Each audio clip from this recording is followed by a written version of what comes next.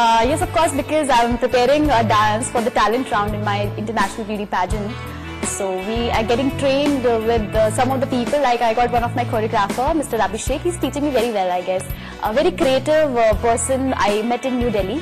So right now I'm under his training. So अभी वो सिखा रहे हैं। डांस की तैयारियां तो हो रही है, इसके साथ साथ क्वेश्चन की भी तैयारी करनी होगी, उसका ब्यूटी भी आपको मेंटेन करनी होगी, और भी बहुत सारे कॉम्पिटिटर्स जो वहां पर होंगे वो एक से बढ़कर एक होंगे, क्योंकि इंडिया में भी आपको जिन्होंने कॉम्पिटिशन दिया है वो भी लगातार कभी रनर रहा है, कभी विनर भी रहा है। कुछ इसके बारे में बताइए। मुझे लगता है कि इंटरनेशनली ऑफ कोर्स एक ज्यादा टफ कंपटीशन आपको मिलता है, क्योंकि हर कंट्री की जो लड़कियां होती है they prepare themselves with the very best, they send the best candidates, the best delegates from the countries. There are like few many rounds in my pageant, और हर किसी की डिफरेंट रिक्वायरमेंट्स हैं। ब्यूटी की बात की तो वाकई भारतीय खूबसूरती को तो पूरा दुनिया भी मानती है, फिर चाहे ऐश्वर्या राय की बात हो, चाहे मिस यूनिवर्स की बात हो, बहुत सारी ऐसी खूबसूरती की बात करूंगा। लेकिन जब आप ब्यूटी पेजेंट के लिए जब आप पार्टिसिपेट कर रहे थे तो सिस्टर राज आपको टफ कंपटीशन मिला भी?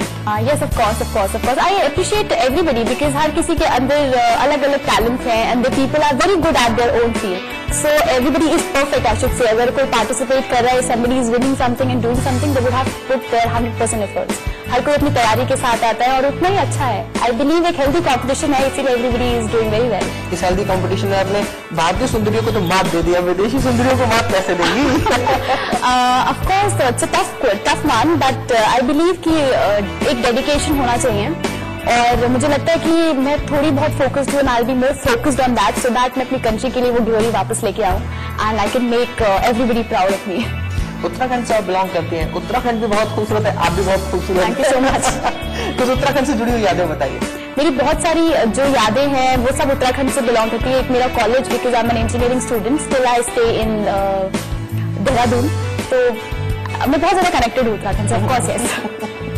उत्तराखंड का कल्चर की बात करूं, मिठाइयों की बात करूं, वहाँ की ब्यूटी की बात करूं, पहाड़, नदियां, झरने, सब बहुत खूबसूरत है। कुछ ऐसी चीजें जिनसे आप बहुत ज्यादा रिलेट करती हो, चाहे वो डांस की बात हो या सिंगिंग की बात हो या वहाँ के सोसाइटी की बात हो या गीत संगीत की बात हो? वहाँ का जो कल्चर है, वहाँ की जो संगीत, जो गीत संगीत, जो डांसेस है, Thadiya, Chaufla, there are lot many folk dances of Uttarakhand.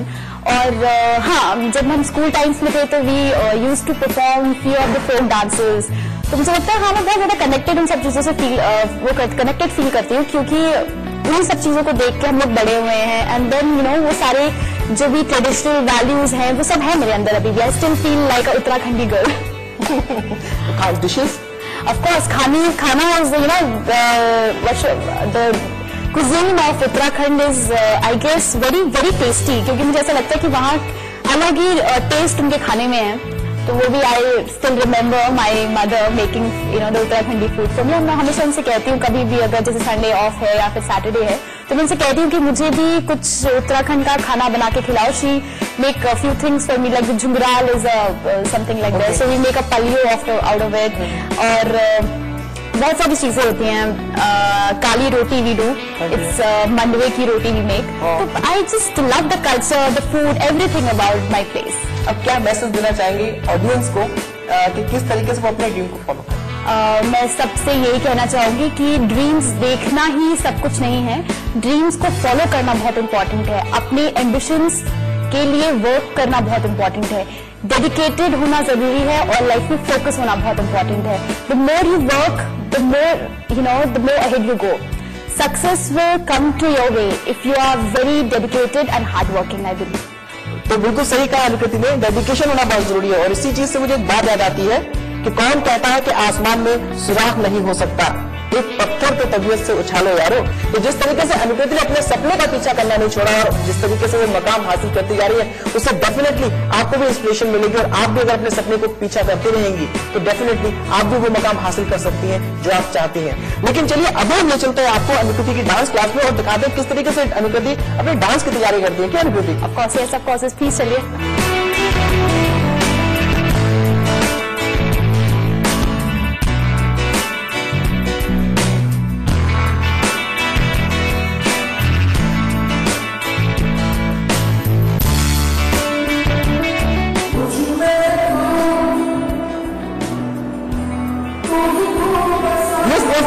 Word के लिए अनुकृति की तैयारियां जोरों पर चल रही हैं और निकिती ने इसके लिए जी जान एक कर दी है, दिन रात एक कर दी है और निकिती इसकी तैयारियां लगातार की जा रही है। 31 मई को इस ब्यूटी पेजेंट के लिए वो पार्टिसिपेट करेंगी और भारत को रिप्रेजेंट करेंगी मिस एशिया पैसिफिक वर्ल्ड में। हम उम्मीद करते हैं वो ये ताज जीत कर लाएं और देश और दुनिया में अपने परिवार का और उसके सफल भारत का नाम भी रोशन करें।